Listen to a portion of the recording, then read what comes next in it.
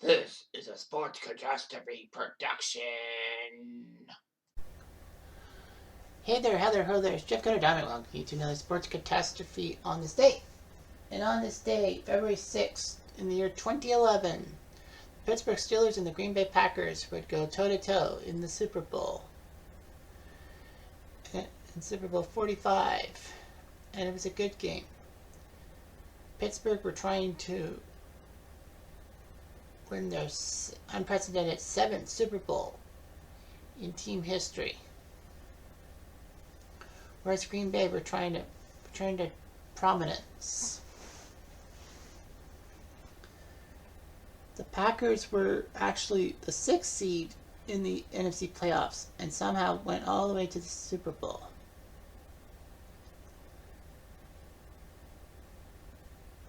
$103,000 fans packed Cowboy Stadium in Arlington, even though some seats couldn't be sold because of the fire safety code and all that. Anyway, so it was huge and all that. Surprised that North Texas got it. In 2007, it was announced that Super Bowl 45 in 2011 would be held in Dallas, which would be the first time in Dallas history that they would be hosting the Super Bowl. They've tried several times to get the Super Bowl in the 60s and 70s, but failed. It was a tale of two teams. Pittsburgh, at 12-4, were the number 2 seed in the AFC, getting to their 8th Super Bowl, which at the time tied the Cowboys' record for most Super Bowl appearances by a franchise. Ben Roethlisberger was suspended because of the personal conduct policy for the first 4 games. Despite all that, Pittsburgh did start 3-1. Roethlisberger, in 12 games, got 3,200 yards and 17 touchdowns passing. Mike Wallace and Heinz Ward were great veteran receivers. Keith Miller at tight end. Rashard Mendenhall was the running back. And Pittsburgh would be playing without their Pro Bowl center, Maurkice Pouncey, who was injured in the AFC title game. Anyway, the defense was Pittsburgh's bread and butter, as always. Brett Kiesel at defensive end. The linebacker crew of Lamar Woodley, James Harrison, James Ferrier, and Lawrence Timmons did its job. As per always, Troy Polamalu was named Defensive Player of the Year, picking up 7 interceptions. Mike Tomlin, at age 38, got to his 2nd Super Bowl. And the Steelers reached the Super Bowl in their 5th decade, the 70s, 80s, 90s, 2000s, 2010s. Meanwhile, the Packers were the 6th seed. They were 10-6. The other 6th seed to make it to a Super Bowl was Pittsburgh back in Super Bowl 40. Green Bay had to go through 3 road games to get their trip to Texas. Aaron Rodgers was a great passer, over 3,900 yards and 28 touchdowns.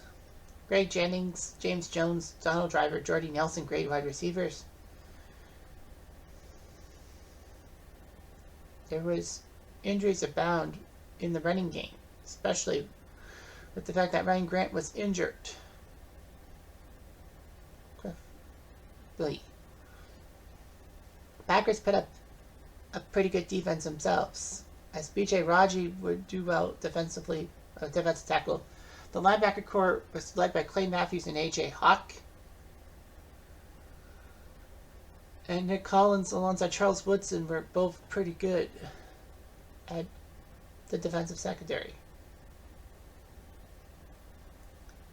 Anyway, it looked pretty impressive and all that.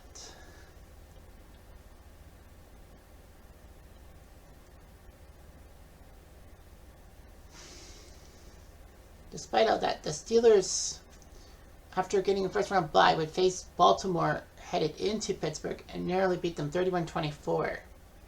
They had scored the winning touchdown with 1.5 minutes left in the game. And then the surprising New York Jets pulled few rabbits out of their hats, especially against the Pats, to my chagrin, of course. And they went to Pittsburgh. Pittsburgh was up 24 or nothing and almost blew it, but they won 24-19. The Packers would have to go to Philadelphia to start their postseason run. And with a minute left, Michael Vick tried to throw a touchdown pass, but it was intercepted in the end zone by Tremont Williams. And then they went to Atlanta. The Packers were down 14-7, but put up 35 straight points to bury the Falcons. And then they went to Chicago for the NFC title game, which was huge. But they beat them 21-14. It was a close game. But the Bears just couldn't believe their luck. So, anyway.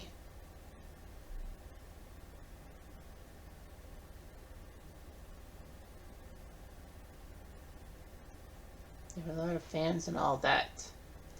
The Packers decided to wear their green jerseys, Pittsburgh in white. The retractable roof was closed at the game, for obvious reasons. There was actually a severe winter storm blanketing the Dallas-Fort Worth area.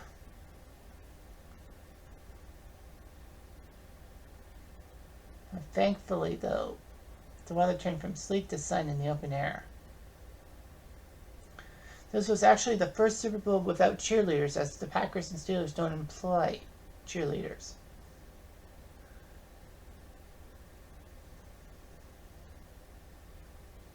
So, anyway.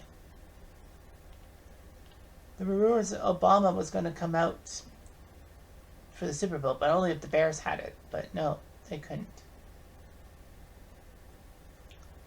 So anyway, Fox would have the game with Joe Buck and Troy Aikman doing their jobs.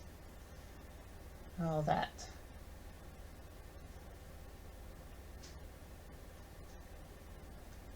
So anyway, a lot of fans would watch at least part of the game.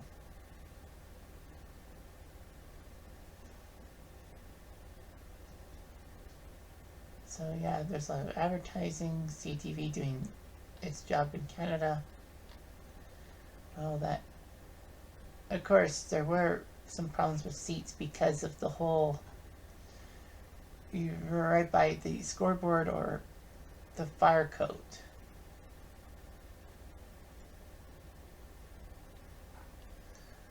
Regardless, pre-game ceremony happened. Christina Aguilera sang the national anthem, but she misremembered the anthem as she performed the wrong lyrics for the fourth line of the song. So it was just like all that. The Black Eyed Peas performed at halftime. There were rumors that country music was going to happen, but no. The Black Eyed Peas agreed to it. So the first half started as Green Bay got a touchdown from Aaron Rodgers to Jordy Nelson to fall into the end zone. And then Ben Roethlisberger was trying to throw a pass, but as he threw a pass, he was hit, causing the ball to go short, and Nick Collins picked the ball up and put up a pick six. Green Bay was up 14-0.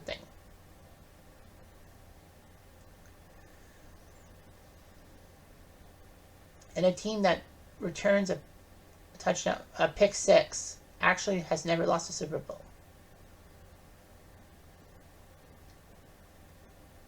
Anyway, the Packers were up 14-0 after one quarter. Pittsburgh kicked a field goal by Sean Sweezum, the man from Markham. And then Pittsburgh tried their best and all that. But after an interception, Aaron Rodgers led the Packers down the field, and he threw a touchdown to Greg Jennings to make it 21-3. However, Roethlisberger struck back throwing a touchdown to Hines Ward. 37 seconds left in the half to make it 21-10.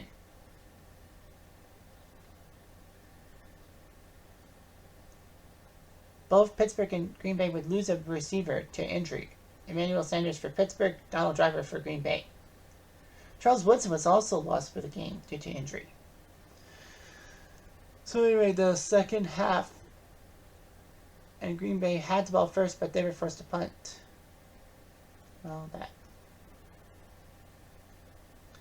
After a long drive, Mendenhall got a touchdown run to make it 21-17. It looked good for Pittsburgh, but then Sean Sweetson missed a 52-yard field goal wide left. So it was the first play of the fourth quarter. Mendenhall fumbled the ball, and Green Bay picked it up. Aaron Rodgers threw a touchdown to Greg Jennings to make it 28-17. Roethlisberger didn't quit. He threw a touchdown pass to Mike Wallace, and then on a 2-point play, they went on an outside sweep to score to make it 28-25, so it looked good. Green Bay had the ball back with 7 minutes left.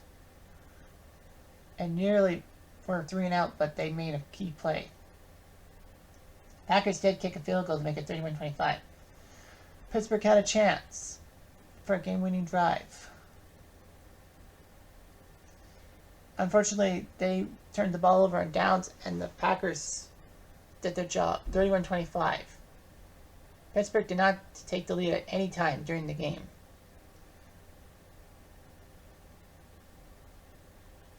But anyway, Jordy Nelson picked up 140 yards receiving and a touchdown, which was pretty good. Roethlisberger went 25 for 40, 263, 2 touchdowns, but also 2 interceptions. So that didn't work out so well. Aaron Rodgers was 24 for 39, 304 for 3 touchdowns. So he knew he could carry the team and all that. So yeah, the Olympics were huge and all that, but of course you got yourself the Super Bowl.